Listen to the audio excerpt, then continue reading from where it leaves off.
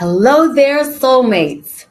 It's your girl, Dr. Melissa, and I'm back with another soul-stirring episode of Standing on Business, where it's not just business, it's personal.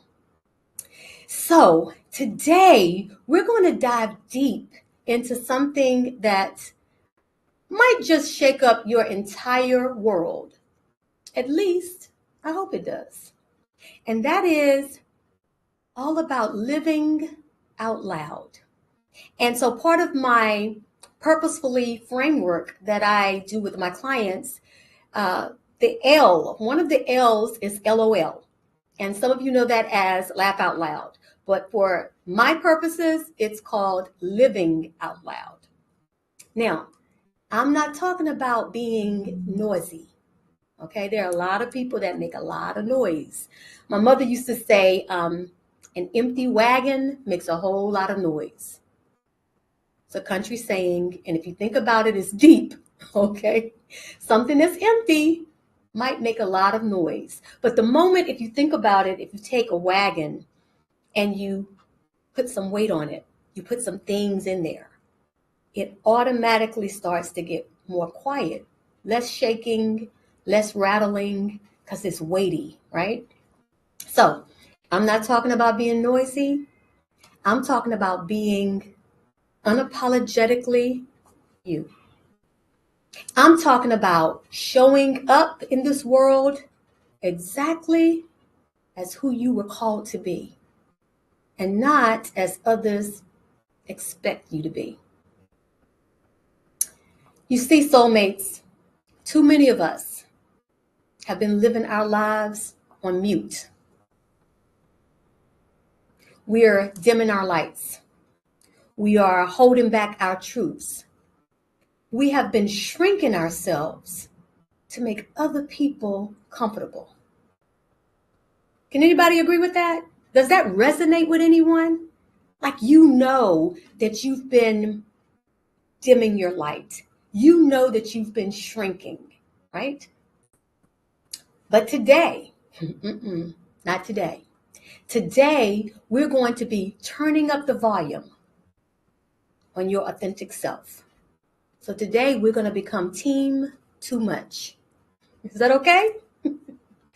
So listen, let's get real about authenticity and what authenticity really means. Now, I'm going to tell you, it's not about being perfect. Far from the truth.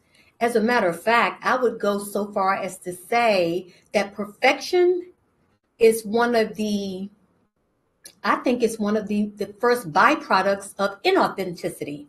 When a person is living from this concept, this construct of being perfect, inauthenticity is somewhere close by because perfection is a myth, okay? So this is not about being perfect. This is not about having it all figured out. Authenticity in its true sense is simply about being real.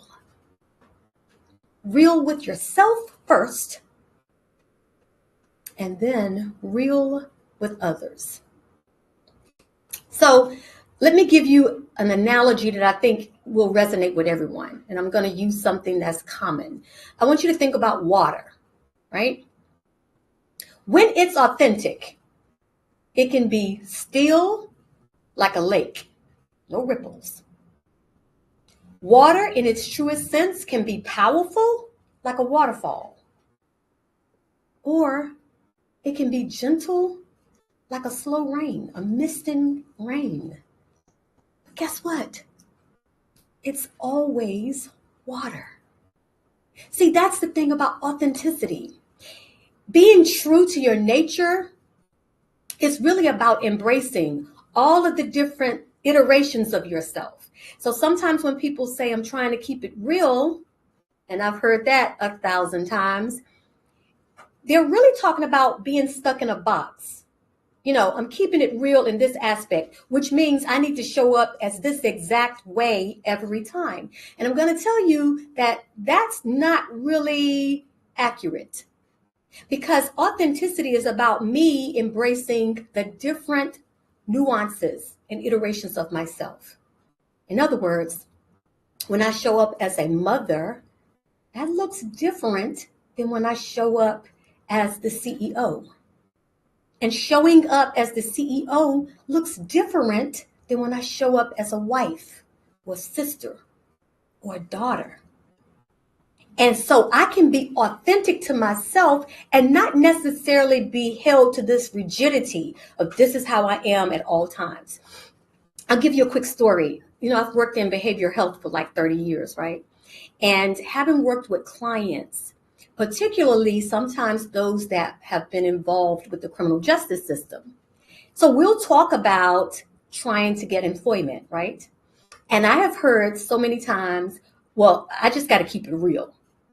So we talk about showing up at the interview, presenting yourself, how you communicate. And I have gotten pushback sometimes because I will have a client look at me and say, well, no, I need to keep it real. So, okay, what is real? Well, real, this is how I dress. This is how I talk. This is the vernacular that I use. And so to go into an interview and not use the street vernacular, in that person's mind was that they were being fake. And so what I had to explain was that showing up for an interview, that conversation should look different than the conversation with your homeboy. It's just, that is authenticity.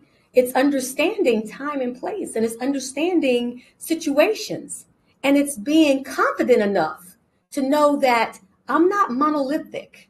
There's different shades and versions of myself. All true, and we're going to talk about that later. There's a core.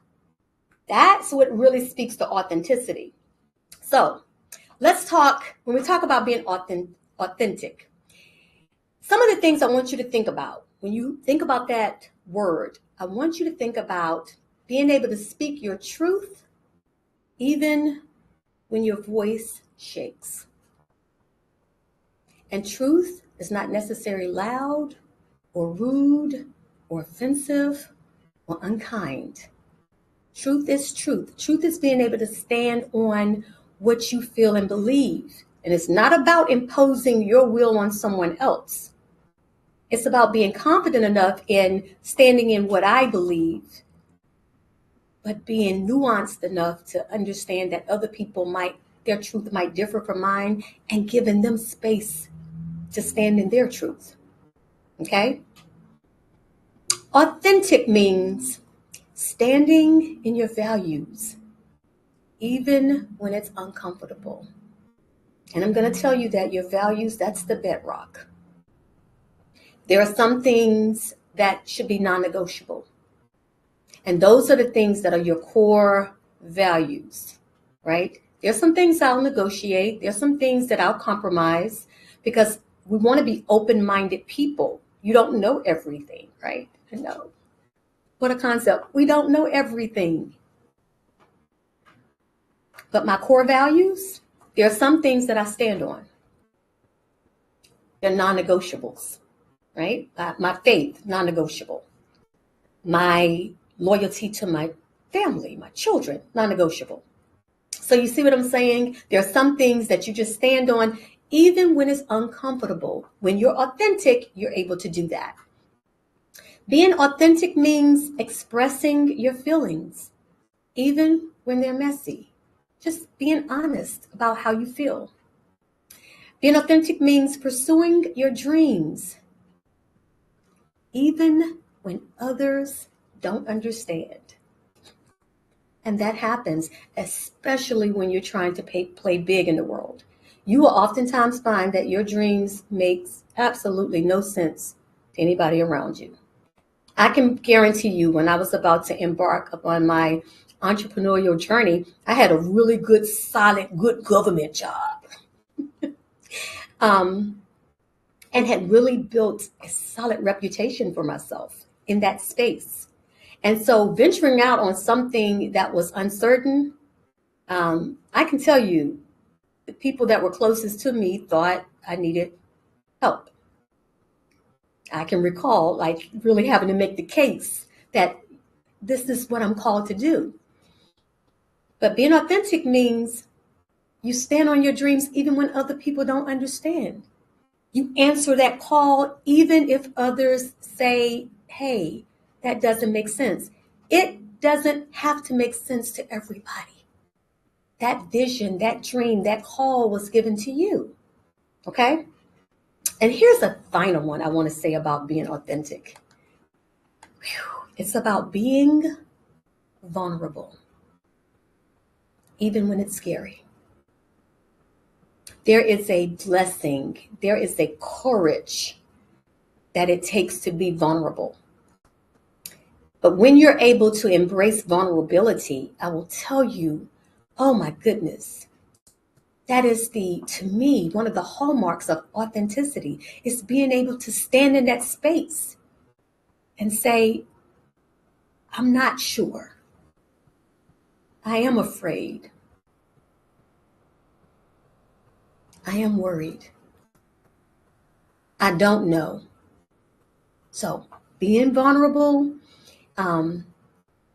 that's one of the correlations to true authenticity. So let's talk a little bit about what holds us back. If all of these things that I've said is about being authentic, living out loud, it sounds amazing, right? So what holds us back from doing that? Let me tell you, the biggest culprit of why we don't live out loud and what holds us back from authenticity is that low down, nasty, dirty, four-letter F word. And if you watch my TED Talk, you already know what I'm talking about. It's fear. Oftentimes, our failure to live out loud, and there are many, a plethora of fears that can keep us from being our truly authentic self. But one of the fears is the fear of being truly seen. You see, oftentimes we're afraid that if people see the real us, they might not like what they see. I know that was a big one for me. And I think it's one of those things we talk about, imposter syndrome, and all of the things that the masks that we wear. It's that sneaky little voice in the back of your head that says, oh, if they knew the real you, It's that voice that says, shh, be quiet before they figure out that you don't belong here. Be quiet before they figure out that you're not qualified, that you don't know what you're doing, that you don't deserve this. Yeah. The fear of being seen is one of the biggest barriers to being able to live out loud. But let me tell you, here's the truth. It's the reverse. It's when you hide your real self. That's the real robbery. Because here's the thing, when you hide your authentic self, you rob the world of your unique gifts. Here's the thing. You have to do you, because if you don't do you, you won't get done. Nobody else can do you. And so when you're playing a role, when you're afraid to show your authentic self, we all get robbed of the gift that is you. So I want you to think about this. Every person who has ever made a significant impact on this world did so by being uniquely them. For example, Dr. Martin Luther King Jr. did not change the world by trying to be Malcolm X. He was solid in his own path, even if it was the converse of what another leader thought he should have done. He stood in his own authentic power and said, this is how I'm called to do it. And if you're called to do it another way, many blessings. Have at it. But I can't do it like you. I have to do it like me. And because he stood firm, flat-footed in his own true, authentic, unapologetic self, change was made.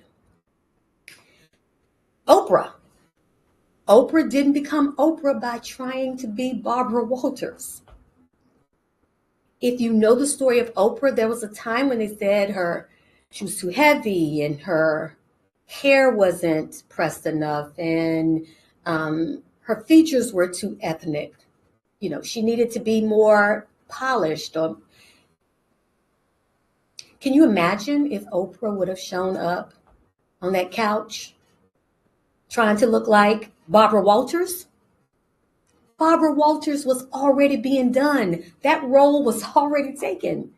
There were no vacancies for the Barbara Walters role. Barbara had that solid. But there was a lane. The world did need an Oprah Winfrey.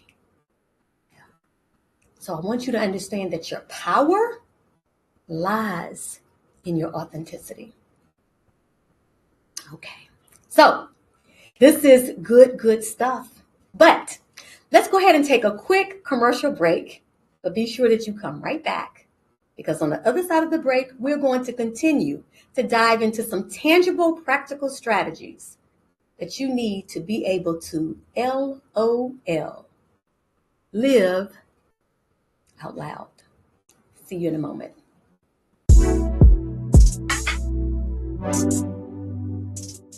Welcome to a unique brew of perspectives. What's the Tea with Gen XYZ is your one-stop spot for a fresh take on today's burning issues. Representing 3 generations, a Gen X icon, a millennial maverick, and a Gen Z trailblazer stir up conversations ranging from social justice to pop culture. They'll bring the heat, spill the honest truth, and find common ground across the years. Expect humor, candor, and perhaps a dash of healthy debate. Enlightening, insightful, and sure to stir the pot. Stay tuned for a stimulating dialogue that bridges the generation gap, one cup at a time. Okay, welcome back to Standing on Business with Dr. Melissa. Now, before the break, we were talking about this whole concept of living out loud, which is basically all about being authentic and unapologetically you. So I talked to you about the powerful benefits of living out loud. Now I want to do a little bit of cost analysis, because I want us to talk about the cost. In other words, what happens? How do we pay for not living out loud? Like living in silence, living muted. What is it costing you, right? Let's delve into that, because I'm going to tell you that what happens when you don't live out loud, when you're not authentic and unapologetically you. I think one of the greatest travesties of that is that we lose connection with ourselves. I will tell you, I can remember looking in the mirror and not knowing who that woman was that I saw in that mirror. I was so disconnected from me. I was so invested and so committed to living out the expectations of everyone around me, people pleasing, seeking approval, that I had absolutely no connectivity with the woman that I was, right? So one of the greatest things when we don't live out loud is that we lose ourselves. Okay, and that, just sit with that for a minute. Sit with that for a minute, because it can become very cliche-ish. Oh, I lost myself. But I want you to think about how profound that is. Because if you're not connected with you, how do you truly connect with anything else, right? Another cost that we pay for not living out loud is we attract relationships based on who we pretend to be. We get into relationships, friendships, sometimes marriages, jobs, based on the pretend us, the inauthentic us. So if, for example, I am a outgoing person, but I have been taught or conditioned or based on the expectation of those around me, people who can't handle or tolerate my light, if I tune that down and I dim my light and I make myself a person who's very quiet and demure, and that's perfectly fine if that's who you are. But let's say that's not who I am. I'm a loud, boisterous, outgoing person. But I'm playing this role as this quiet, passive, more introverted person. And I attract somebody who's looking for an introverted person. And we hook up and we get married or whatever. I've attracted a relationship based on someone who really doesn't exist. It's not my authentic self. And I think sometimes that's what happens one day when we wake up and say, hey, I need to be me. Like, I can't keep doing this. I need to be myself. And the person oftentimes that we're in relationships with, they're like, no, I don't want an outgoing person. I didn't sign up for that. So one of the costs to not being authentic is that we attract relationships based on the fake us, the pretend us. Another cost is that we can miss opportunities that was meant for our authentic selves. Soulmates, I believe that the universe, the world, for me, God, has designed certain opportunities and doors to open for who you are. So when you show up as you, the things that were uniquely positioned and promised and prepared for you is available. Unfortunately, sometimes we never show up as our authentic self. And so we miss those opportunities because we've not embraced the whole concept of living out loud and being unapologetically who we are, and understanding that those opportunities were designed for who we were truly called to be, and not the playing small person. Another cost is that we carry the heavy burden of pretending. Y'all, it is heavy. Waking up every day, having to try to figure out who you need to be for that day, for which person, for which situation, at what time. That's a lot of work. So we carry that burden. Another thing is that we rob others of the inspiration that our true selves could provide. You are the solution to someone's problem. Your story, your experiences, your quirkiness, your uniqueness, your perspective is exactly what someone in the world is looking for. So when you don't embrace that, we rob others of the gift that we were given to share, right? You see, living a muted life isn't just uncomfortable, it's exhausting. I, I was tired. It's bad when you wake up tired. Like I went to bed tired, but I can remember waking up tired. I was like, oh, because here's the thing. I knew I had to put on this costume of my life. I knew I had to um, put on a role, put on a persona, put on a mask. And I will tell you, it became very heavy. And I will tell you, eventually, it becomes too heavy to bear. So let's talk about the solutions. As you guys know, I'm solution focused. I am practical. And it's like, okay, let's lay out what the issues are. But now let's talk about how to flip the script on this thing. I'm going to tell you that it's so important for you to find your authentic voice. Many of the blessings in your life are voice activated. It's like your blessings are no different than Siri. It's voice activated. Use Siri and she'll talk back to you. It's activated by your voice. So you've got to find your voice because your authentic voice is like your fingerprint. Like it is Sorry, uniquely I can't yours. help you with that. And so she decided to talk. I told you, voice activated. If you didn't hear that just now, you guys, Siri decided to answer. And she might again now because I keep calling her name. So we'll hope she won't. Your voice is like a fingerprint. It's like yours. And so let's talk about some ways that you can find your authentic voice. I'm going to tell you the first thing is to listen to your own inner wisdom. I am telling you that the answers that you seek, you already have. Like it's there.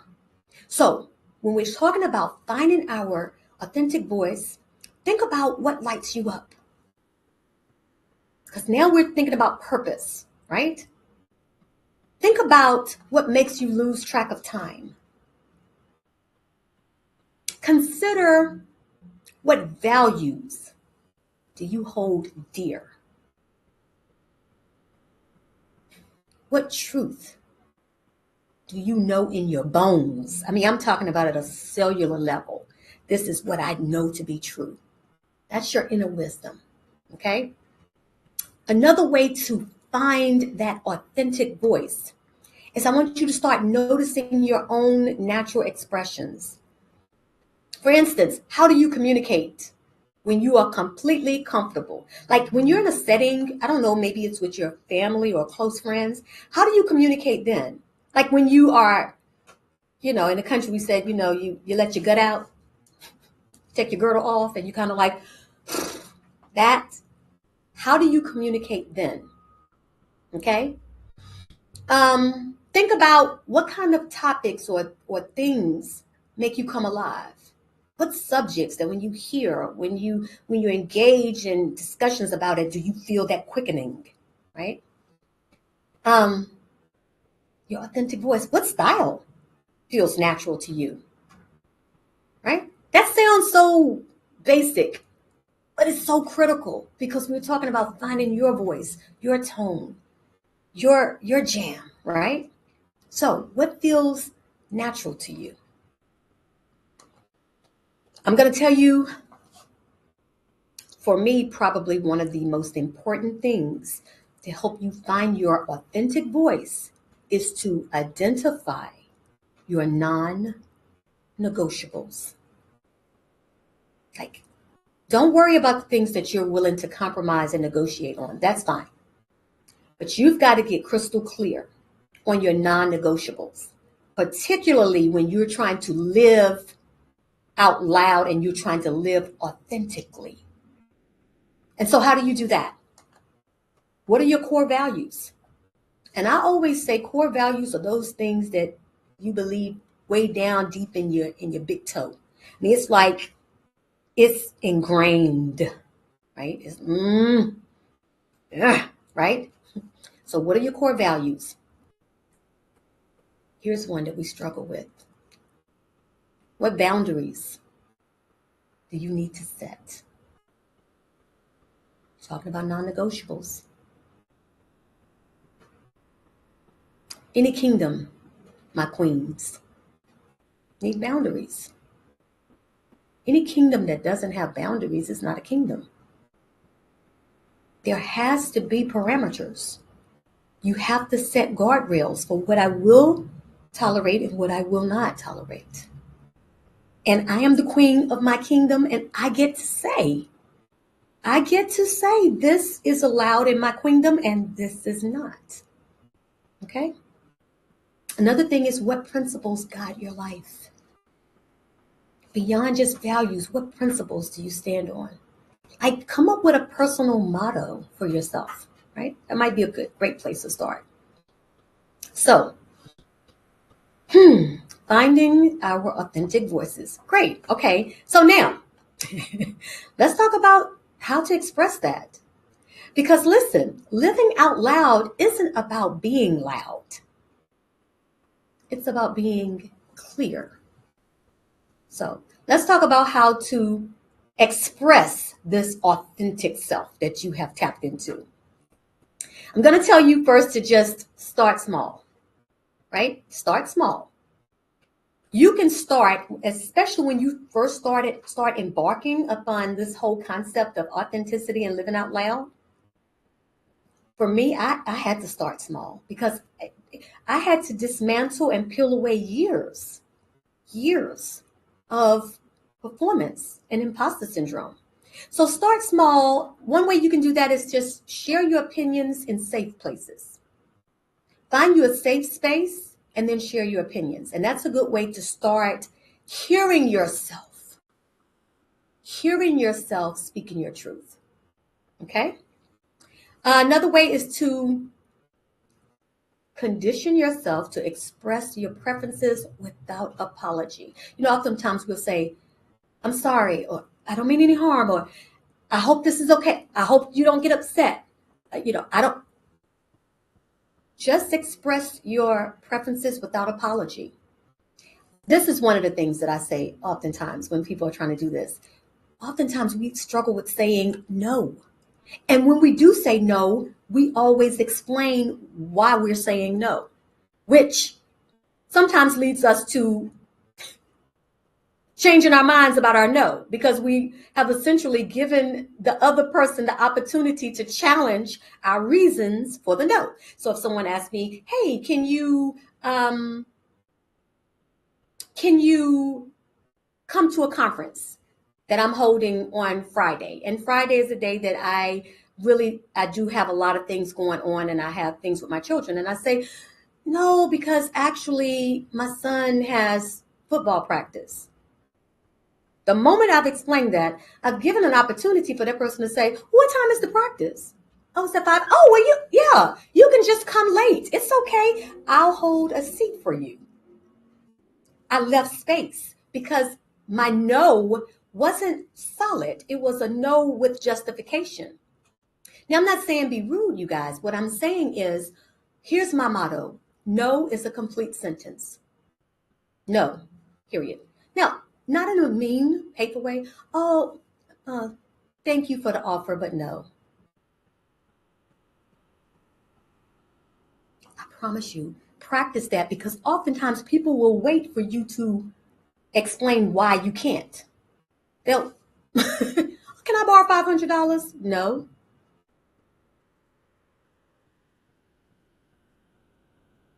No.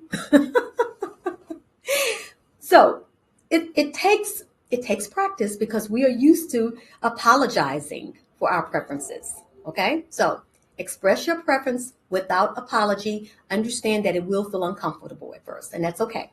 All right? Then I want you to make choices with intentionality. And by that I mean, be intentional that your choices align with your values. And if they are not in alignment, you might find yourself being pulled toward inauthenticity or dimming your light or muting yourself because now you're making choices based on someone else's values. Okay? So start small. Here's the thing. As you do this, you're going to start to build confidence. So I want you to practice speaking your truth. Get in the mirror. Get in the mirror and practice. This is where like affirmations and those kind of things really help. You know, by saying it out loud, get it out of your head and get it out into the world. Say it. Hear yourself saying this.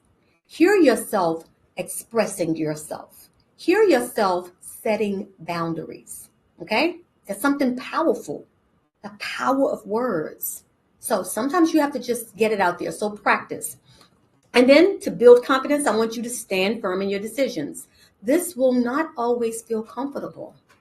People will push back, especially if you haven't been doing that.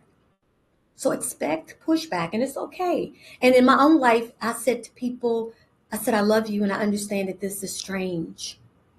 I understand that this is a drift, a pivot from what you're used to. But at this stage and age of my life, I have chosen to stand firm on who I am and to live in my truth. And I would love for you to respect that and love me enough to honor that. However, it's not negotiable. Shrinking is no longer an option. Dimming my light, no longer an option. Like I am unapologetically me. I'm not for everybody, but I'm for somebody. Okay? And this helps you to celebrate your uniqueness. All right? Another thing that you need to do is, this is important, create safe spaces. Do not assume that safe spaces just materialize. No, we have to curate our spaces. How do you do that? You surround yourself with supportive people and you be intentional about that. You become very intentional about building your space. You become very intentional about finding communities that will celebrate your authenticity. You become intentional about creating environments where you can be yourself. Okay? So create safe spaces. Now, let me tell you, sounds like a lot of work. It is. It's, you just won't roll out of bed tomorrow, yawn 3 times, and it happens. Most great things in life will require the work. Here's what I would say to you. For me, it was a lot more work trying to play a role that wasn't me. So the work was in taking off the mask, taking off the costume. That was work. Oh, but it's like if someone had you in this heavy gravity suit that you had been walking around with all your life, right? When you finally do the work of taking it off, and that's work, the lightness that you feel afterwards, right? So I will tell you that when you choose, when you decide to live out loud, amazing things happen. When you decide to live out loud, magically, you start to attract your true tribe. People like you become attracted to you. People who are looking for what you have are attracted to you. Why? Because now you are you. So the people that are supposed to be in your life, the friendships, the relationships, the soulmates, whatever, they start coming because you've shown up. When you start living out loud, you start inspiring people to be authentic themselves. You give them permission to be themselves. When you start living out loud, you create deeper connections, not the surface level, these surface level, I can't call them friendships, situationships. I don't know. Those types of relationships that we have, connections to people, I oftentimes distinguish them by saying some people are assigned to you and some people are attached to you. These attachments oftentimes are conditional. They're not based on anything deep and guttural. They're not based on true soul connection. They're conditional. They're based on what you do for me, right? Who you can be for me. So when you start to live out loud, you're going to start to have deeper connections. The thing that happened in my life that blew my mind is that you will start finding opportunities that are aligned with your purpose. I'm talking about doors will fling open that, like, you will be perplexed. Like, what in the world? I will tell you, here recently, I found myself in Paris, being an invited keynote speaker for International Women's Day. 5, 6 years ago, I would have never imagined that. But it's because I would have never positioned myself. I wouldn't have shown me so that that opportunity could even manifest. Okay? And I'm going to tell you, that is the hallmark of experiencing true joy and freedom. Think about it. Think about how you feel when you're with someone that's completely authentic, right? Can you think of anybody that you're like, oh my goodness, I wish I had your energy. I wish I had your confidence. I wish I had your zeal and your zest for life. Like when you're around somebody that's completely authentic, their authenticity gives you permission to be authentic. It's like I've gone into rooms where, some people are just real tight and they're like, and I'll go in and I'm just me. So what that means is anything could come out of my mouth. And by that, I mean, I'm country. I often say I'm bougetto. I'm bougie and ghetto. So I don't know. I just live from a place of being okay with me. And what I have found is that almost always the temperature of the room changes, the environment changes, and people that were buttoned up and uptight, or there's a collective exhale. And I give them permission to just say what you want to say and just be yourself. Because I really am interested in who you are and not this facade, right? I'm going to tell you that your authenticity, that's the gift that you give to others to live out loud. So let's talk about, because I'm practical steps to living out loud. First, I want you to do a daily truth check-in every day. Every day. Normally I do this, in the evenings, especially in the early days when I was really honing in on living unapologetically and unbothered. I want you to do this daily truth check-in and just ask yourself, hey, am I being true to myself today? Was I true to myself? Were there moments where I compromised, where I negotiated my soul, my spirit, my values? Ask yourself. And not for the sake of beating yourself up, not for the sake of saying, oh, I can't believe I did. No, for the sake of saying, okay, what was going on in that moment, right? Why did I feel like I needed to do that? This is intel. This is data that helps you to assess and then to say, let me make this adjustment, okay? So a daily truth check-in. The next thing is an expression practice. I want you to every day share one authentic thought or feeling each day. And by that, I mean those things that we normally might feel too vulnerable to say. So maybe you're in a meeting and you're talking to a colleague and you say, I'm really feeling a little uncomfortable, or I don't really feel knowledgeable about this.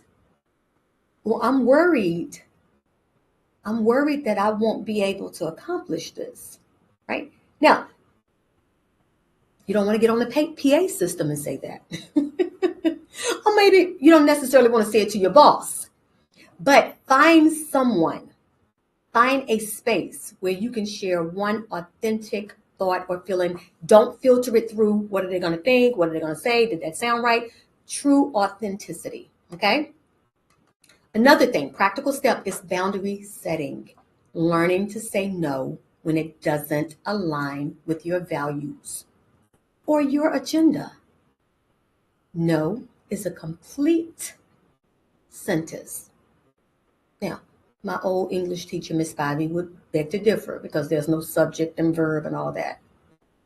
Sorry. No is a complete sentence. Another step is liberating yourself.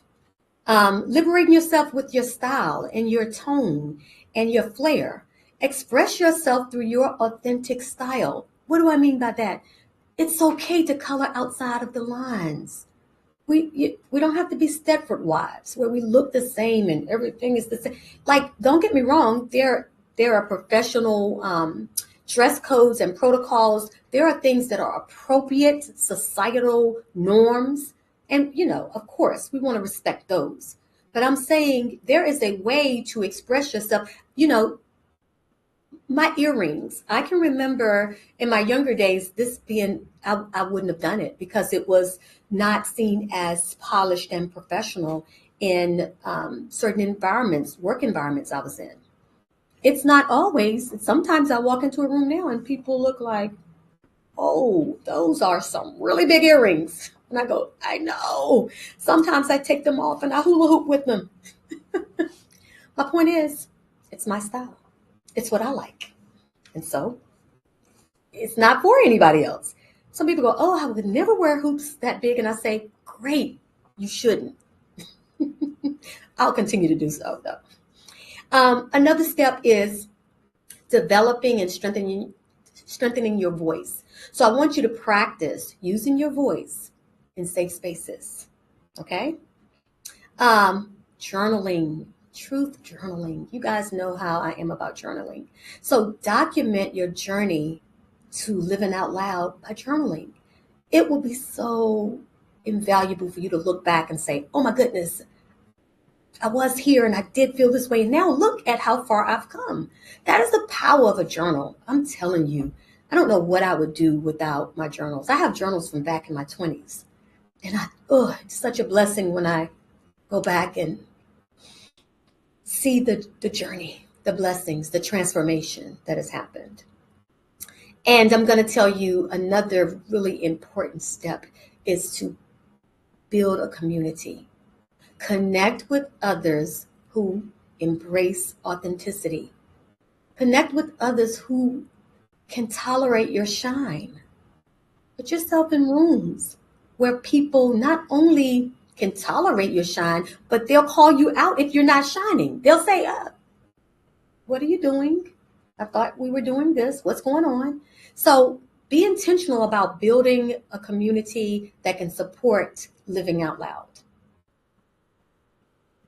Sounds like good stuff. But I would be remiss if I didn't prepare you for some authenticity blockers, right? Some challenges. I want you to go into this with your eyes wide open, and I want you to be looking for these blockers. So if you're already looking for them, they can't sneak up on you, okay? Here's a common one, fear of judgment.